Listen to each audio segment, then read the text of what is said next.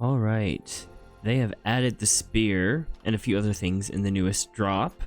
This is the first chance I've actually had to play and check them out because the last 3 videos I pre-recorded in early December. So I have not actually played Minecraft in about 3 weeks since the drop was out, and at that time my mods were not updated, so I hadn't updated to it yet. So this is my first time playing updated to it, using all these ores we got from last time. I'm gonna try out the new spear. That's the main thing I am most interested in actually using from this update. I don't know how much I'll use the different mobs and mob variants. Okay, yeah, there it is, the diamond spear. I don't have enough netherite to make any netherite spears, so I'm gonna make a few because I want to try enchanting them and see what I can get and combine it with different books that I have and see how good of a spear I can get before I start trying it out. Oh, I also just installed this resource pack that gives different unique textures to all enchanted books. So far I really like it. Let me know what you guys think. Okay, there we go. We have our really maxed out diamond spear. I can't think of anything else I can put on it. We got lunge, sharpness, fire aspect, knockback, looting, unbreaking, and mending. So I'm excited to try this out. I think for today, I'm just gonna switch to using this instead of my sword and see how I like using it as a primary weapon. Okay, this is my first time using the spear in survival, and I don't really know how the lunge enchantment works. So I think, oh, left click. Oh, left click is the jab attack, but if you have lunge, it uses it. Let's see. Okay, and then right click should be the charge attack. Oh, did that not work? Is it because he's behind the blocks? Charge!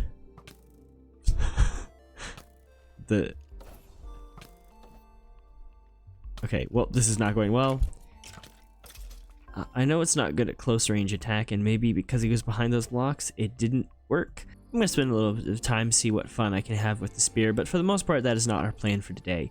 I have some big plans for building and making a farm. The primary farm I think we need that I haven't made yet is a gold farm, and along with that, a bartering farm. But if I could just make the gold farm today, and I'm gonna do a little bit of building, I think if we can accomplish that this episode, we will have made some good progress. But I want to play around with the spear just a little bit. We'll see if anything interesting happens with the spear. I'll show you guys, but if not, we will jump into our projects for today. But it is nice just to move around like this. Oh, to get away from those creepers. I did not see those guys there. Wait, I can try out the spear on those creepers. Okay. Actually, this might be a terrible idea. I don't want them to blow anything up. Charge! Okay, it kept it at a pretty good distance from me. Like, it didn't even get close enough to start sizzling. Oh!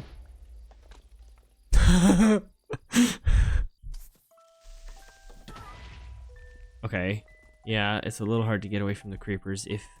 That's the thing, if you don't get the range right and then you're too close to the creeper, things are gonna go bad. Oh, I'm on fire. Oh, zombie horse! Right away, zombie horse. Okay, let's do some jousting. Oh, he dismounted me. Oh, and I think I killed his zombie horse.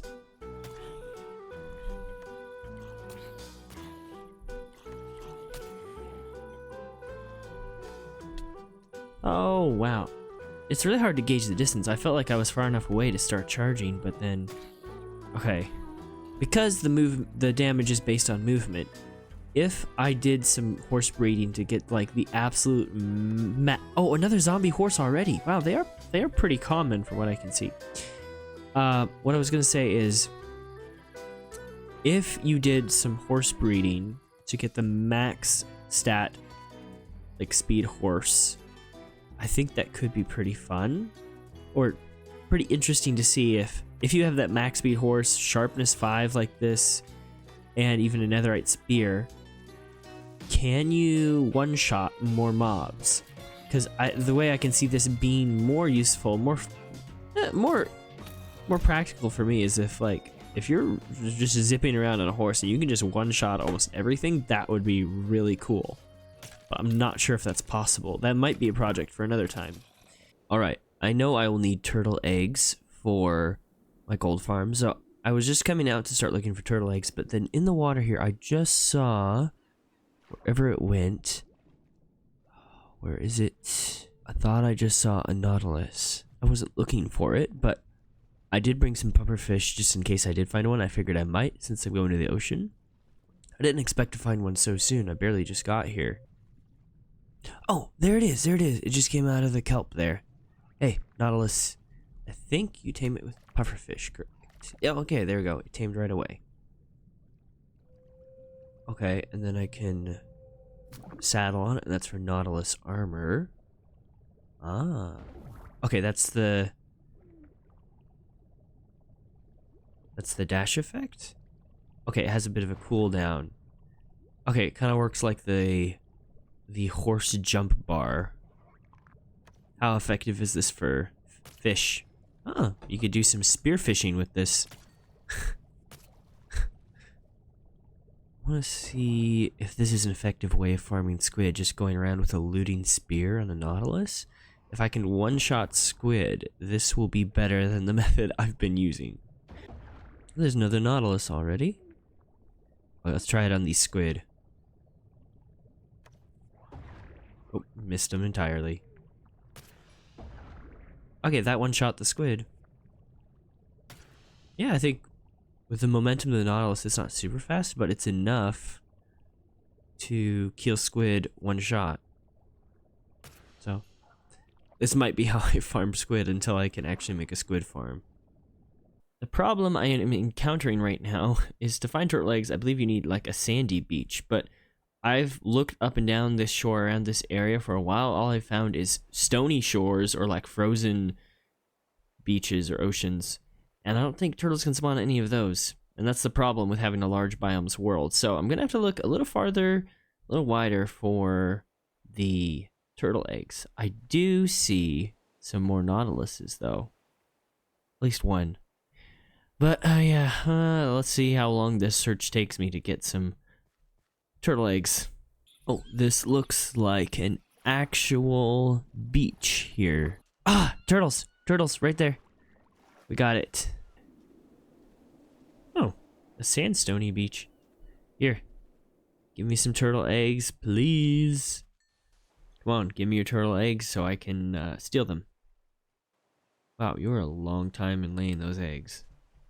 Okay. Are you thinking about laying them sometime soon, please? Nope. Nothing. Just flapping your flippers, flipping your flappers. You were taking forever to do this. Okay. Oh, did you finally lay some eggs? Just one? Is that all? After all that, just one egg. Okay.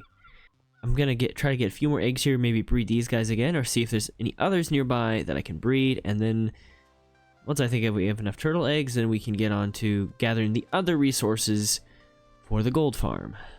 Alright, I got 22 turtle eggs, which should be enough. I've now arrived back home. I'm just gonna go into the nether, and we're gonna mine all the magma blocks we need, and I should have everything else needed for this gold farm.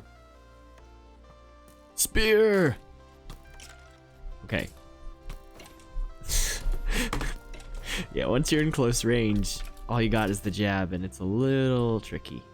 I believe I should be able to just find some magma. I'm in like another waste biome. Usually they're by lava. I mean, yeah, there's some pockets right here. Yeah. I'll spend some time mining this, probably get a few shulker boxes full. That should be enough for what I need, and then we will start constructing this farm.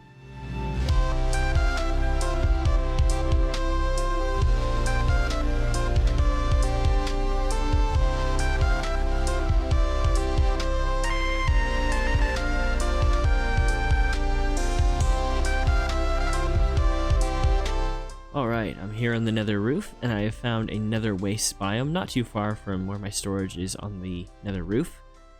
And in these shulker boxes, I have a bunch of magma, turtle eggs, and other things I think I'll need while building it. I don't know if I'm going to follow a specific tutorial. I've built some gold farms before, so I'm probably just going to go off based of what I know. The design, it's pretty simple. You just need a bunch of magma so nothing else spawns, and turtle eggs to attract the pigmen, and then something to collect it. It's pretty simple. So I'm just going to kind of wing it, do however many layers and such I want. So what I've done before is I've built them really high up and then I just stand below and it keeps running, but I'll probably just build it here and have an AFK spot up in the sky so it's as close to the nether roof as possible. I don't think I'm really going to use it as an XP farm. Villager trading has done well for me and I don't really need it. I have my stuff enchanted at this point, so mainly I just want the gold and a place to AFK for it, so it's going to be pretty simple in that. And then later on next episode we'll set up item filtration, piglin bartering and stuff. I just want the basic farm set up today. So without further ado, let's get right into constructing our gold farm.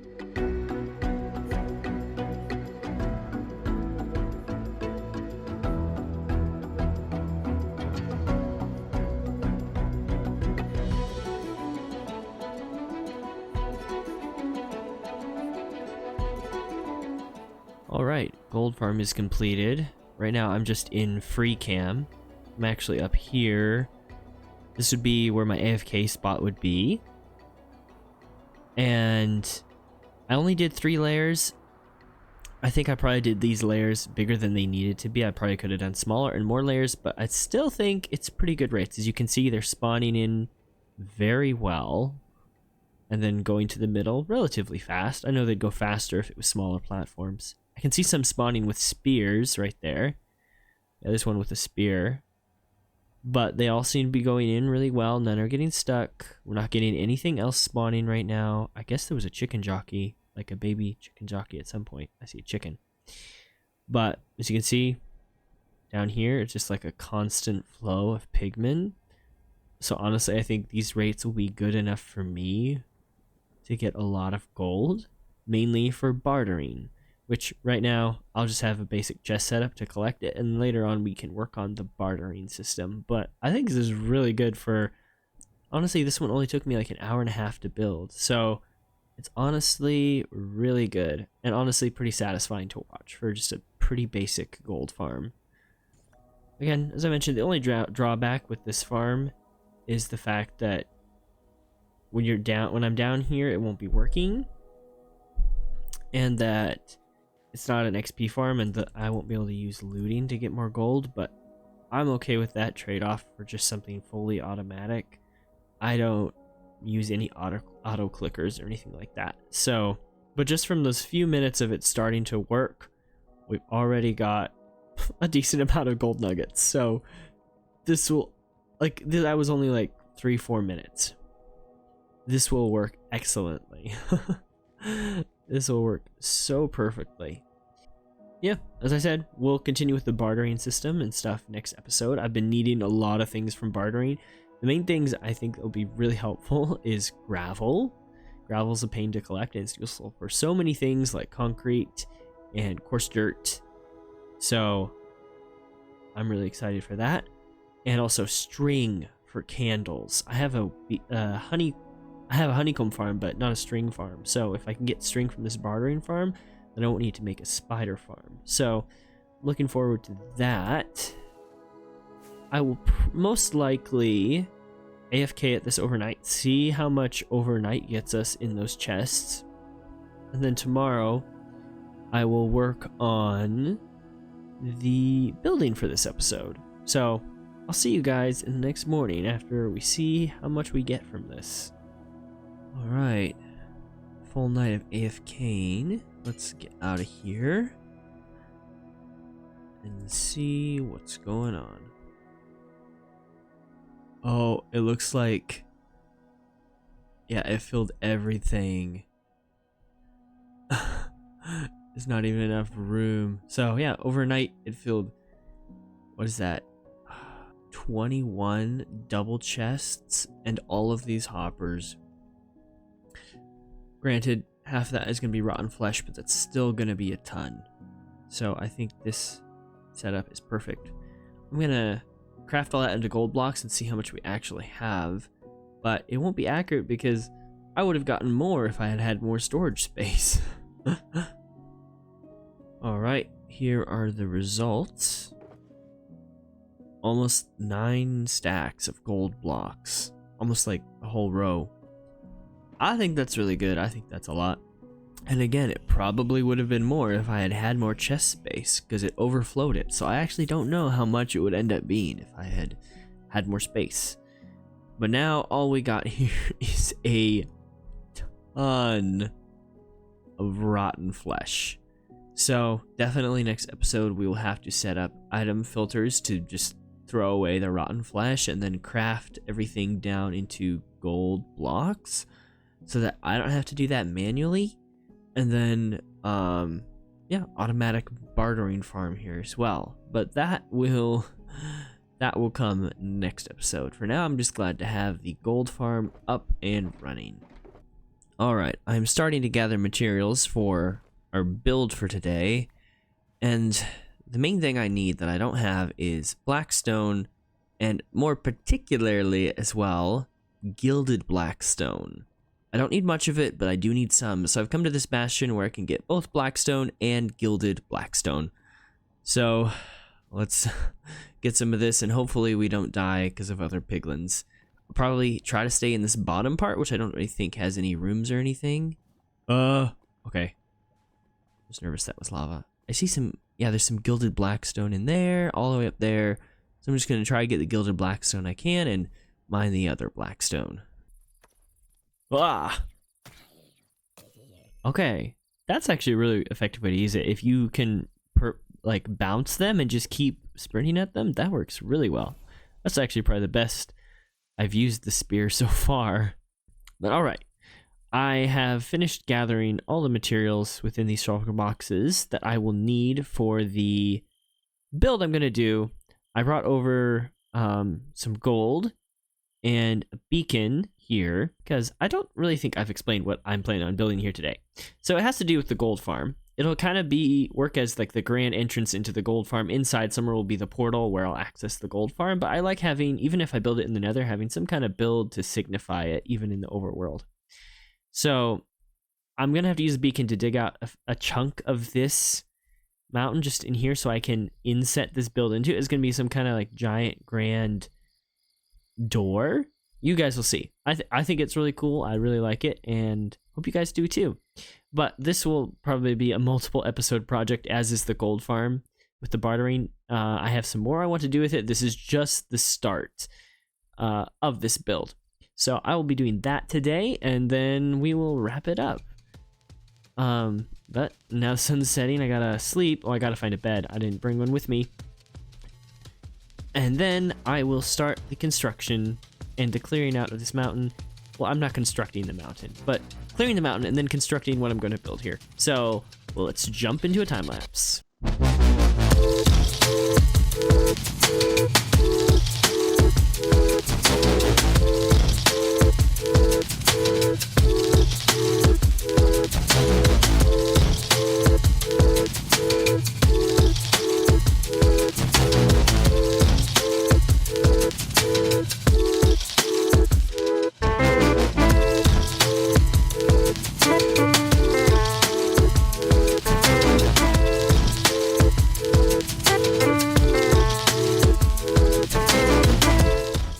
There it is. It is complete. I am really pleased with the result. This is only the start of what this area will be. I have future plans, as I mentioned. One plan is I would like a nice bridge across here. I know there's nothing to bridge across, but I would create some kind of ravine or chasm here, and then just like a cool bridge leading up to this door of the mine. I think would look really cool. I had a lot of inspiration for this one from, I think the original inspiration that kind of drew me towards this was just like those grand dwarven mines. Think Lord of the Rings, The Hobbit, just like grand doors leading into a mine or a cave or something of that sort. And then I really like these piglin statues I did. I wanted to incorporate the spear somehow into it because, you know, it's new, it's cool. I wanted to kind of show that. So I made these gold spears. These were the smallest I could get them while still having enough detail to distinguish them. Same for the piglin statues. These are definitely scaled down from a full-size piglin. It's not a pixel by like a block for each pixel. It's scaled down as small as I could get it while still having enough detail where it looked pretty good, at least for me. But I really love how these two statues turned out, and then these pedestals. I'm very pleased with it. I'm very pleased with it. And then we have our nice grand door with all the gold highlights and stuff. With all the gold details, I think it really helps, you know, hint at what it's for. Eventually, eventually we'll have some nice stairs leading up here. We'll decorate around in between these statues and the door. We'll get this bridge in here. This will be a more longer term project, but this is what I could start for today. And then as we come up here, you can see one of the doors is cracked open just slightly. So this is how we will get in and out. Obviously nothing here right now. Later on we'll have more in there, and then we'll have the nether portal leading to our gold farm. But yeah, I think later on I will connect this up to a mine as well inside there, as well as the gold farm nether portal. But I really like this start to it. I hope you guys like it as well. And the verdict on the spear after using it for a full episode, I enjoy it. I've been enjoying it more as the episode has gone on. There are definitely instances where there's two instances or things I am still kind of not liking about it. One thing is the lunge is cool, but if you're trying to use the spear in the nether and you're trying to hit piglins with it and you almost throw yourself into lava, that's not fun. That happened to me a couple times. I did not fall in lava, but I could see it easily happening to me if I'm lunging and then just lunge right into lava. So that's a little danger, mainly in the nether. I don't like that. But also the lunge, the problem with that is if you're trying to if you fail the charge attack and you're trying to just hit a creeper to kill it, then you're just constantly lunging yourself towards it and it blows up in your face. So it can be not the best when you're just drawing yourself toward the danger with the lunge. And then the other problem, I guess, is just like the range. Once you get into close quarters, it's like the spear is completely useless for charging. You have to kind of back in, come back into the fight, back out. But if you get it right where you charge in at the mob and then kind of bounce it with the spear a few times until it dies, it can die really quickly and it is really effective. I think I might try using it for my primary weapon for a little bit longer just to see if I can get any better at it and learn more about it.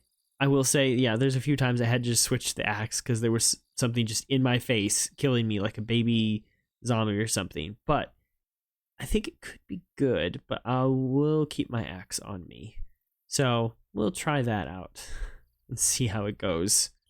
But that is unfortunately all I have time for today. Hope you guys enjoy this episode, the first of this new year, my first time playing for a little while. So I'm glad to be back in it, glad to be playing again. So I hope you enjoyed the video and hope you have an amazing day and a happy new year. And I will see you guys all in the next episode. Bye.